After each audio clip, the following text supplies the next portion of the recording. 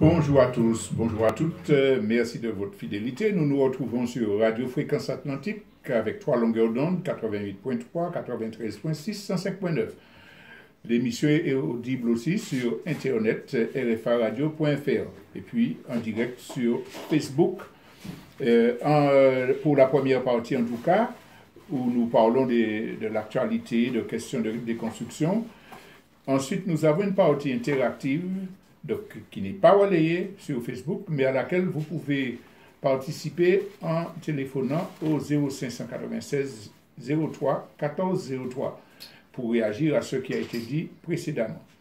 Alors, le format, vous le connaissez maintenant, ce sont des commentaires à partir de faits d'actualité et une rubrique déconstruction pour poser les problèmes de conception de la vie, de la politique qui nous ont été donnés par l'Occident, par les classes dominantes et qui nous paralysent. Donc aujourd'hui, 2 faits d'actualité vont retenir notre attention. D'abord, c'est le procès de la cimenterie française Lafarge et deuxièmement, une question qui concerne le marché du démantèlement des anciennes installations de la centrale de Bellefontaine, centrale électrique, et le rejet de l'entreprise Métal Dôme.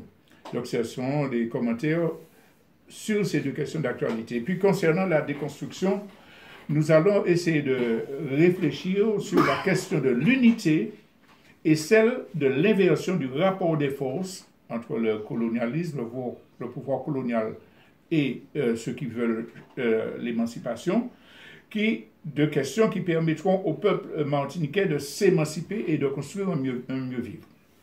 Donc voilà pour le programme. Pour commencer, l'histoire du procès des cimenteries Lafarge françaises,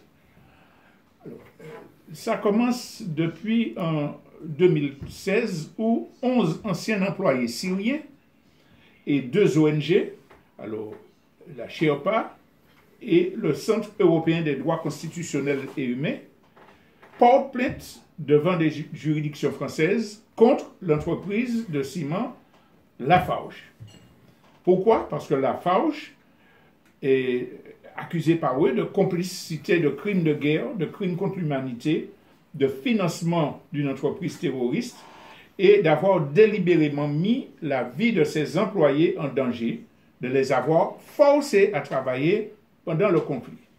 Alors, ces accusations-là se portent sur des faits qui ont eu lieu entre 2011 et 2014. La filiale de Lafarge, qui est installée en Syrie, Lafarge Cement Syria, LCS, décide de maintenir son activité pendant qu'il y a une guerre civile et dans des territoires qui sont contrôlés par les terroristes de l'État islamique. Donc, l'entreprise achète du ciment d'entre les mains de l'organisation terroriste et lui verse 13 millions d'euros afin d'acheminer ses produits et de permettre aux employés de continuer à travailler dans les conditions de la guerre civile. Donc, cette plainte a été déposée par les employés et les ONG et le 28 juin 2018, le parquet ouvre une enquête. Non, il a ouvert l'enquête en 2017 et en 2018, Lafarge est effectivement inculpé pour les crimes, complicité de crimes contre l'humanité. Donc, ce qui se passe, c'est que les tribunaux arrivent à aider Lafarge en rejetant l'accusation de complicité de crimes contre l'humanité. Évidemment, les plaignants portent plainte et on arrive à une situation où la Cour d'appel, en octobre 2019, la Cour d'appel de Paris, rejette la demande des associations. Donc c'est le moment où on va donner à Lafarge quelque part un répit. Mais le 7 novembre, la Cour d'appel de Paris va donné tort en quelque part à ce blanc-seing qui avait été donné à Lafarge. Donc, ce qui est dit, c'est qu'effectivement, il y a des charges et les plaignants pourront continuer à poursuivre Lafarge. Alors, première chose à dire, c'est qu'une justice française essaie de protéger la cimenterie Lafarge qui a collaboré avec des terroristes, qui a acheté du ciment des mains de l'État islamique, qui a donné 13 millions à l'État islamique. Pour bien comprendre la gravité et l'indignité de ce jugement, il faut se rappeler que des gens, des mères de famille en France, ont été condamnées lourdement parce qu'elles avaient envoyé de l'argent à leur fils qui faisait partie d'une organisation terroriste, donc en Syrie. Et tous les médias étaient d'accord pour dire que voilà, elle a financé son fils qui est dans une organisation terroriste. Une dame qui envoie de l'argent pour son fils. Et là, une cimenterie qui passe des accords avec une organisation terroriste, qui lui verse l'argent, on arrive à la dédouaner et retirer l'accusation de complicité de crime contre l'humanité. Alors évidemment, le fait que la Cour d'appel ait annulé cette première décision de tribunal, c'est quelque chose d'intéressant et pour pouvoir dénoncer l'implication des multinationales françaises et autres et des gouvernements occidentaux, puisque ce type d'accord-là ne peut pas s'être fait sans qu'il y ait eu consultation du gouvernement français, pour voir que cette histoire-là est totalement occultée aujourd'hui, alors qu'on devrait en parler tous les jours, puisqu'il y a le procès des attentats terroristes de Paris, et on parle d'humanité, de résilience, etc., sans dire, mais au fait, pourquoi ces attentats? Quand le principal accusé intervient au procès pour dire, eh oui, est-ce qu'on va entendre aussi les victimes qu'il y a eu en Syrie? Tous les médias présentent ça comme une provocation, une arrogance du terroriste.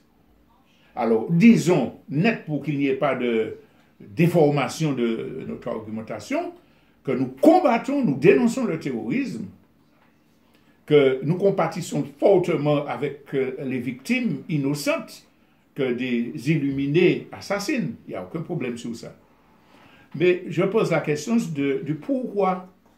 Parce que quand des jeunes arrivent, des jeunes ou des moins jeunes d'ailleurs, arrivent à se mettre des ceintures d'explosifs et pour se faire sauter dans des lieux publics, quand des jeunes aillent avec des mitraillettes tuer des civils tout en sachant qu'ils seront tués, ça traduit non pas seulement du fanatisme par rapport à l'enseignement qu'ils ont reçu, à la manipulation des chefs de l'État islamique, ça traduit la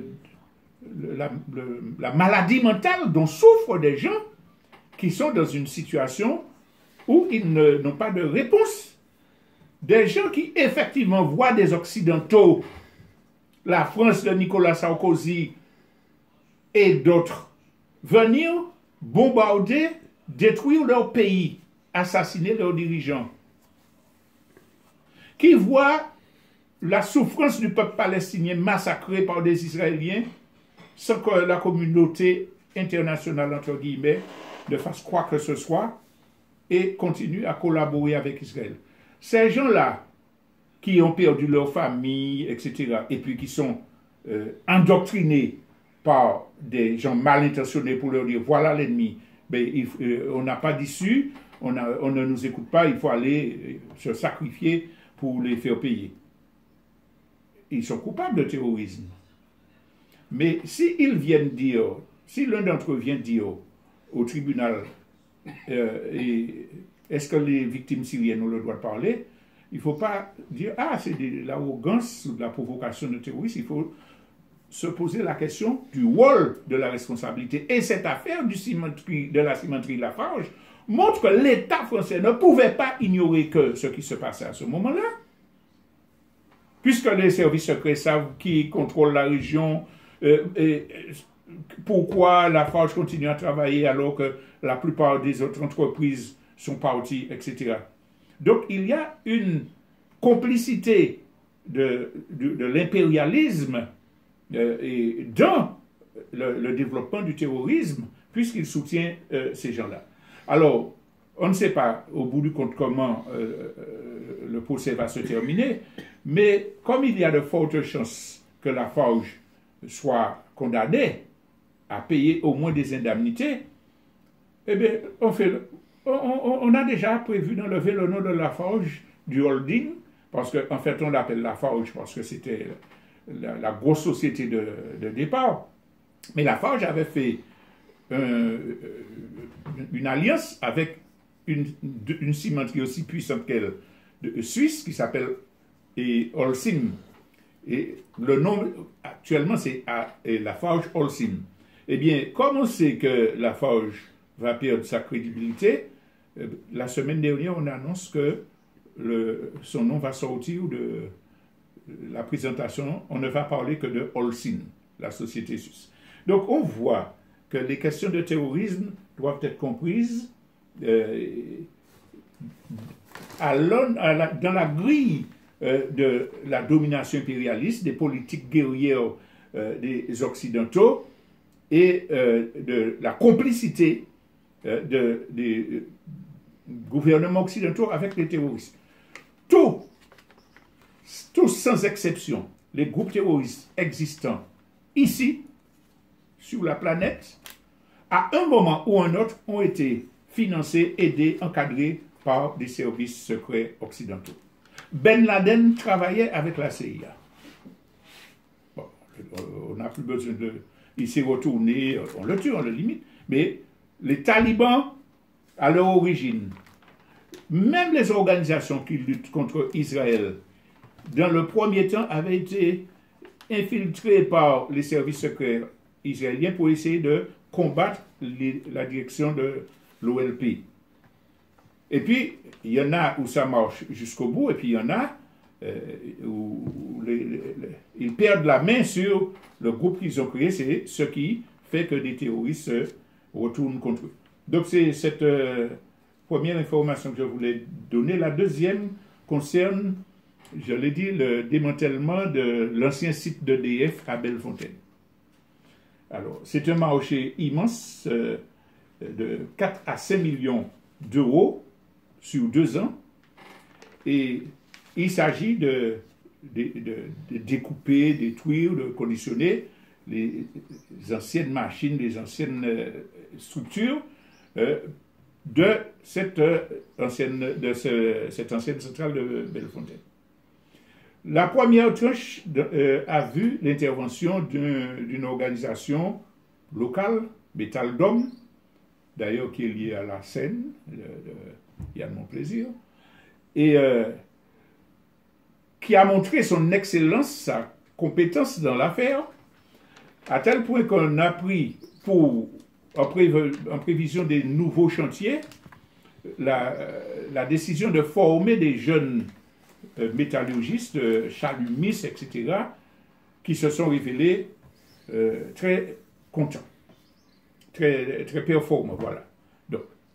Et puis, par hasard, la question arrive dans l'actualité, parce que Bruno Nestorazeo, qui est président du Cap-Nord, va rendre visite à cette entreprise et justement voir le résultat du travail de formation de ces jeunes-là.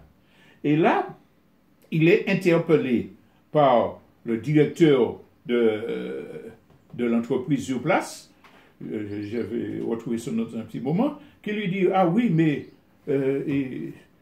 regardez, on a ces gens formés là, mais on a refusé, on a perdu le chantier pour continuer la démolition. » Alors, l'élu qui dit « Mais c'est là que j'apprends ça. Mais moi, je suis résistant, on va se battre, etc. » premier élément de réflexion, comment un président d'agglomération martiniquaise apprend par hasard la question du marché de la destruction, de la démolition des enseignes centrales.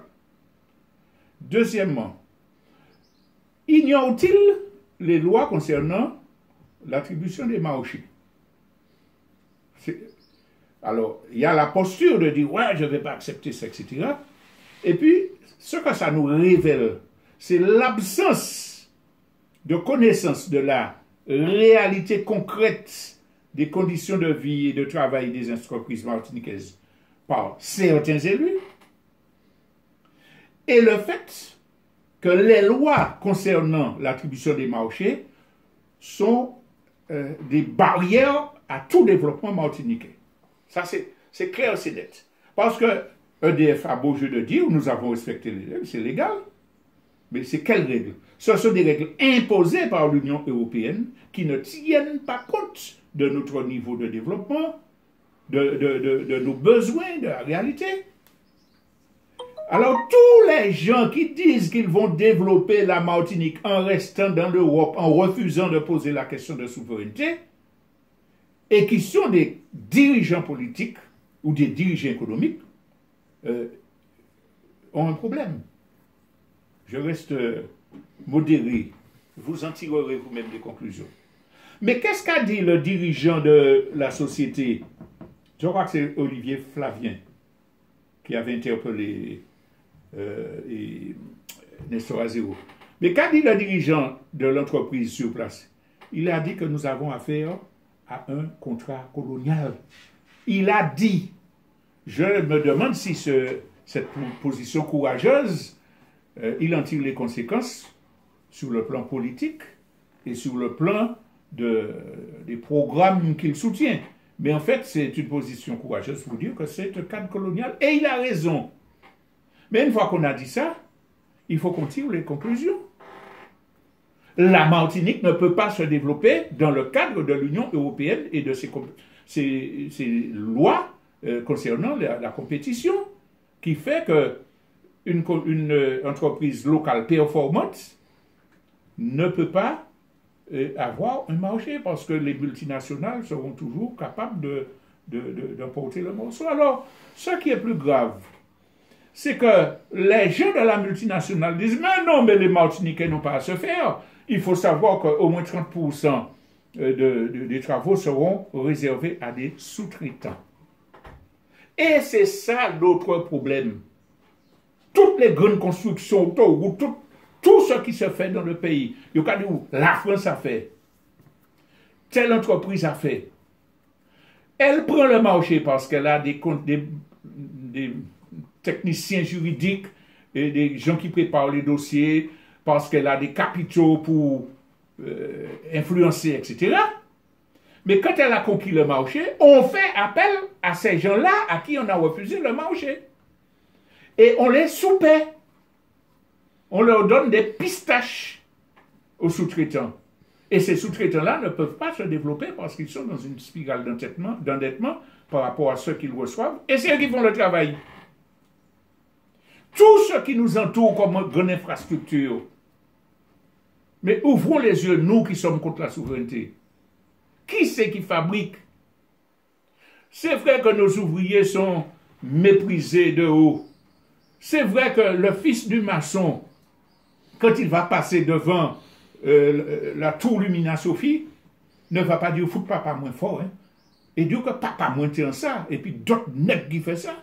Non, ils vont dire la France construit un grand immeuble et nous développer. Donc, c'est nous qui faisons le travail. Ce sont les sous-traitants qui font le travail, mais les lois du marché capitalistes, impérialistes, colonialistes nous interdisent de nous développer. C'est ce que je voulais dire. Alors, très rapidement, je voulais rappeler quand même 3 éléments qui me reviennent. Security, dont j'ai beaucoup parlé et qui constitue pour moi un drame chaque fois que j'en parle. Nous avons un entrepreneur martiniquais qui a inventé des instruments de protection pour qu'on ne soit pas mort dans des dans des séismes qui, de toute façon, viendront. Ils rament pendant des dizaines d'années pour trouver une aide par-ci. Si nos dirigeants politiques avaient une vision de souveraineté et une véritable volonté de développer le travail, ils seraient montés au créneau, ils auraient bataillé, comme quand ils disent, bon, on va défendre notre Rome. Pour imposer et pour financer ce projet-là, nous aurions déjà eu 2 usines qui fabriquent les équipements de protection. Nous serions exportateurs au Japon, au Pérou, partout. Nous serions en manque de main-d'œuvre. Cet exemple-là doit nous persécuter, nous dire non, non, non, il tient pour nous casser pas là, jamber pas là. Donc, c'est le premier. Le deuxième, Bécouya 1, Bécouya 2. Quel Martinique est-ce que c'est? C'est ce que c'est. Mais il y a une trentaine d'années, un Martiniquais de Lamentin, du quartier Bécouya, sans dette, prend des dispositions pour aller faire construire 2 bateaux de pêche au Venezuela, pour les faire rentrer et puis pouvoir faire une pêche de haut niveau en Martinique et employer des Martiniquais. Quand il a fini de construire les 2 bateaux, l'Europe et la France lui refusent le droit parce qu'il y a une loi européenne, une législation européenne qui dit que vous ne pouvez pas mettre en circulation un nouveau bateau si vous ne détruisez pas un ancien bateau, etc. et que vous n'avez pas un aval de l'Europe. Loi qui est faite par rapport à la surpêche dans la Manche. Mais nous pas indépendants. Hein? Bougla pète ça. Bougla pète ça. Quel aurait été l'état de la pêche? On a parlé tout à l'heure de l'emploi, du chômage avec l'entreprise Métal d'Homme. Quel aurait été le niveau de la pêche martiniquaise si nous étions maîtres de notre pays pour dire nous qu'à supporter, et c'était Monan il s'appelait, je crois. Eh bien, Sécurité, Monan, Métal d'Homme.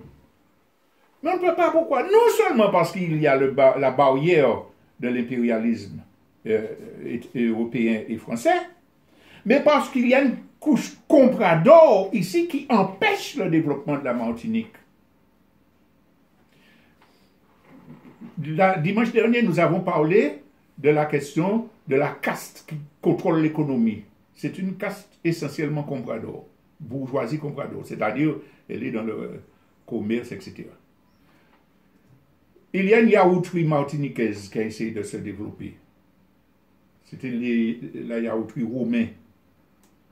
C'est tellement vieux que j'oublie le nombre d'années. Gourmand que je suis, je peux vous dire que c'était des produits de qualité et agréables. Pourquoi ça a disparu? Cette entreprise a subi une persécution, ligne coupée, etc.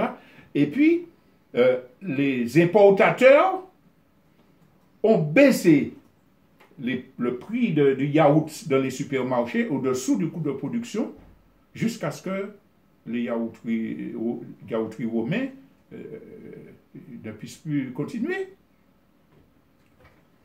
Là, on parle d'alimentation. Voilà le potentiel que nous avons et que les Colbert modernes nous empêchent de développer. Alors, voilà les 2 points d'actualité que je souhaitais développer. Et dans un moment, nous allons parler des constructions.